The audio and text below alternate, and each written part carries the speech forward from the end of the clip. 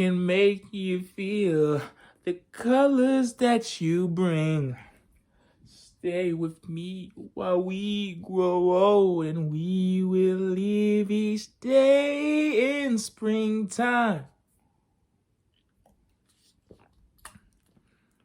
What's good, nigga? Sorry. If you know that song, comment that bitch. I love you forever. If you know that song, I love you. Love that song. Well, you can play that button in my headphones. I want to sing that bitch. But you know what I'm saying? Back with another video, you feel me? We got Browntable. Finally talking about my favorite show that's come out in the last, what, 2-3 days? Or a few weeks now. Because it's already over. Your Friendly Neighborhood Spider-Man. He got a new video talking about the whole series, or the whole season 1, saying the best Spider-Man show in nearly 2 decades. And I stand by that shit because this show is good. And if you're a Spider-Man fan, you should watch this show. It's 10 episodes. Fire, bro. Switches up the lore, but it's still good. Like, it's still Spider-Man at the end of the day. Like, I love it. It's so good. Literally, like, I haven't seen all of 90 Spider-Man, but from what I've seen of 90 Spider-Man, this is better than that. But I haven't seen all of 90 Spider-Man, so I can't say too much. But I love this show. I can't even talk about it without spoiling it. It's so good. I gotta watch it. But we got a reaction from Browntable. So before we get into the reaction, like, comment, subscribe, you feel me? Turn on post notifications so you know I'm posting videos, and let's get into the video. Your Friendly Neighborhood Spider-Man is the best Spider-Man cartoon in nearly 2 decades. Facts. I'm not even going to build up to it. I'm not going to go, Facts. is it? But is it? No, it is. It's true. Ultimate Spider-Man had a pretty solid start, but squandered it instantly. Its childishness ended up being a detriment to the show, and in that show's confusion on what to do, they pushed aside its supporting cast. Spider-Man 2017 did nothing to really capture dog shit. attention, Dog sadly, shit. But this, dog Your shit. Friendly Neighborhood Spider-Man brought back the drama, the intrigue, Yes, the drama of Spider-Man. Welcome back to Browntable. This video's There is nothing good. There's nothing such thing as a good Spider-Man thing without drama in it. Spider-Man always has good drama. Always. all about glazing the latest Spider-Man show. I ain't gonna pause too much and let it play. Ending, devastated little me. I was crying like a little baby. It was awful. My parents were crashing out because where am I gonna get my Spider-Man fix? It was a devastating time, and it still is one of the most accurate interpretations of Spider-Man I've ever seen. Comparing that to Friendly Neighborhood, which to be honest is not one of the most accurate. It still not at manages to all. be compelling, It's so good. engaging, and it makes you fall in love with the character of Spider-Man all the same. Oh, yeah. There's this weird thing that the MCU did for the character in his solo movies, with the first having him vie for Iron Man's attention and approval, and Far From Home having him feel the need to live up to Iron Man once again. For some fucking reason, right?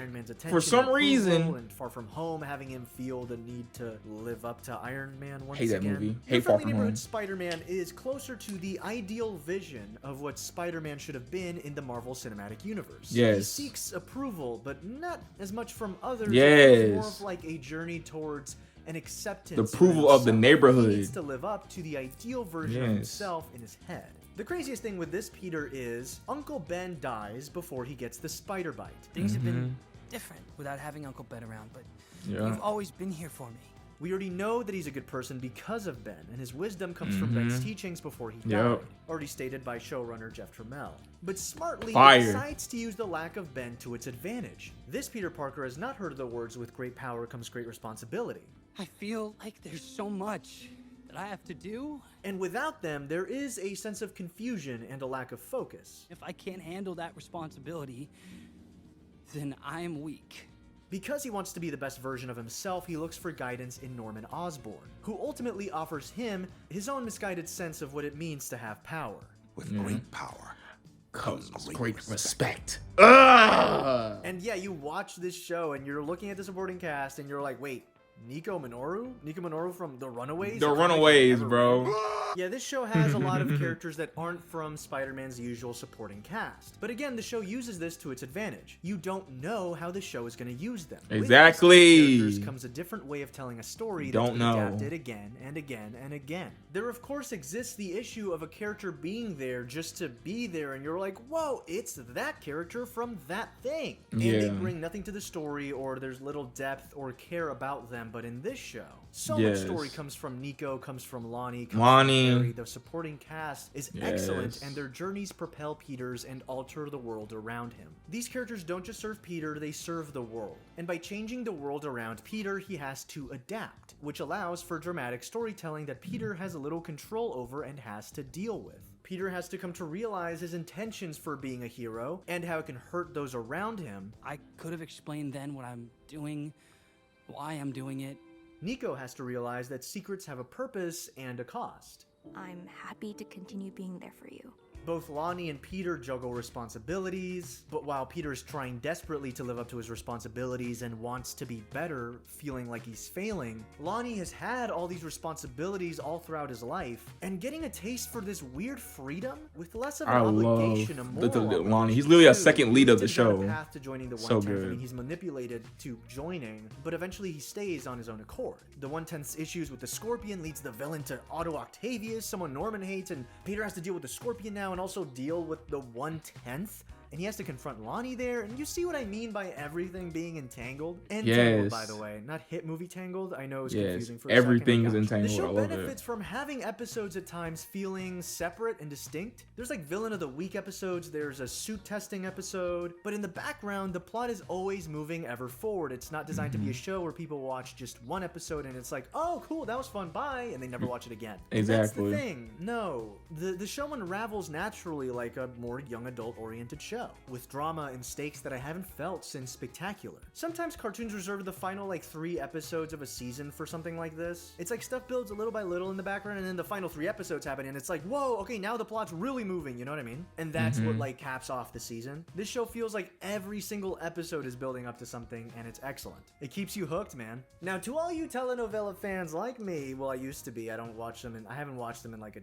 more than a decade, whatever. Anyways, to all the soap opera fans out there, this show brings back the soap opera elements of the character. People that say they don't like the soapiness of the character, you're dumb, man. You're dumb. And while your friendly You're neighborhood dumb. Spider-Man takes a ton of creative liberties with the character's origin, it all feels so well executed that you can't even fault them. All you can really say is like, I wish it was like this, but it's not to the show's detriment because It's still good. tightly I written. don't understand There are a people couple saying parts I that. do It's have, still though, good. If you want to avoid spoilers completely, because I've been kind of vague, I feel still. Yeah. You watch the show. One issue I had is Lonnie being kind of let off scot-free. Lonnie helps out Spider-Man once he gets his Tombstone abilities, and it feels like because of that, everything's cool. Actually, now that I think about it, Spider-Man not only lets Lonnie off the hook, he lets the entire 1/10th off the hook. And I would understand if the only context he saw was the Scorpion attack, but like, they were endangering civilians. Nico was almost flattened if not for him, so just an interesting decision. I do think how the 1/10th arc kind of wrapped up in the season wasn't as successful as how other arcs were wrapped up. Lonnie also is the one to stop Peter from killing the Scorpion, which I believe to be a bit much.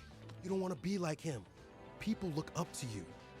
Don't. I liked it. I do feel that in a show where Peter asks others for advice on what to do a lot, it was time for him to make the right choice for himself. And I feel that this would have made his later conversation with Norman Osborn a lot more intense. I do think that scene should have been reserved for Peter and Peter alone to recognize his actions. So I understand the idea, but I do believe that Lonnie should have had a deeper, more intense downfall. I believe the show played the character too safe at the end. It sometimes feels like the only real, like, fucked up villain that the show has is the Scorpion. Everyone else feels a little too neutral evil or chaotic neutral. Does that make sense? By the way, the I get what you're Scorpion, saying. scary as fuck. Wow, they did Scorpion, such a good job with yes. the Scorpion. You believe He's a that villain. every time he was on screen, He's gonna somebody kill was getting somebody. hurt. Like, Someone's there's gonna kill way he's somebody. gonna show up and nobody's getting fucked up. That's how menacing they made him. And his tail design, how he fights, I love so Scorpion. cool. If anything, at least have Peter be a little more vocal over his distaste over what Lonnie's done and with the actions he's taken before swinging away. Thanks for the help. Stay safe, man. And upon Peter being stopped by Lonnie from killing the Scorpion, Peter eventually realizes his mistake there, but it still feels like the big lesson hasn't cemented itself. Obviously, the lesson being, with great power, there must also come great responsibility. Without those words, it does feel like Peter hasn't fully reached true understanding of who he is. It becomes very apparent in this voice memo he leaves Nico. I could have explained then what I'm doing, why I'm doing it. It even feels like he's about to state, why he does what he does, but the show stops him from doing so. I'm just trying to do the right thing.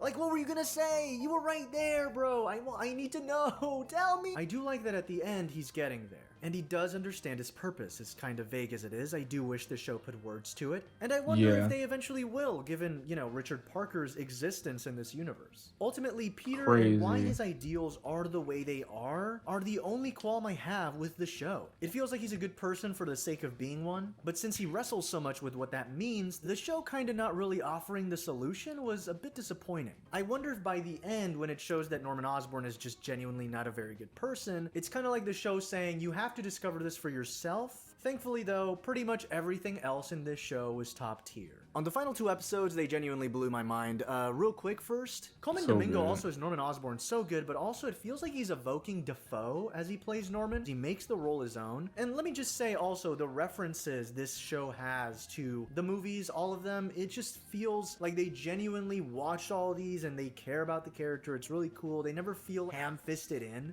Tritium? Even Octavius would have a hard time finding that. Precious tritium. Real quick on the 9th episode, I love how Spider-Man's always quipping throughout the series, and he's actually really funny. You brought a nice web fight?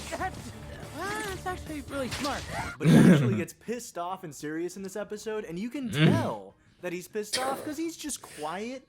And fuck, I love when Spider-Man just locks in and doesn't say shit. It's so sick. And on the 10th episode, the inclusion of Doctor Strange and having everything tie back to the beginning of the show was brilliant. I love time travel stuff, and the paradox me too. Super crazy and weird, but I don't so care. Perfect. So fun. It was so peak. Peter begins to realize Norman Osborn's true personality and how at every turn he just keeps manipulating Peter by telling him what he wants to hear. And Peter just doesn't fuck with Norman's weird secrets and intentions. Can't fuck with it no more. I don't know that I can fully trust Oscorp again, or Mr. Osborn.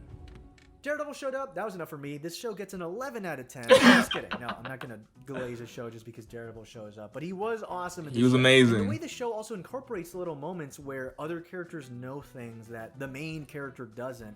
So nice. Moments like that make it feel like there's huge things at play that we don't understand because we're mostly through Peter's POV. And because of that, we're excited to unravel these mysteries with Peter. The show looks great, feels great, the music is top-notch, the acting's banger, and the way the season ends genuinely leaves you wanting a second season so badly. So bad. It's awesome. And MCU Spider-Man, stand up! How are your final stand up getting beaten by this cartoon? Animation! Dude, this shit is so much aura. Fire.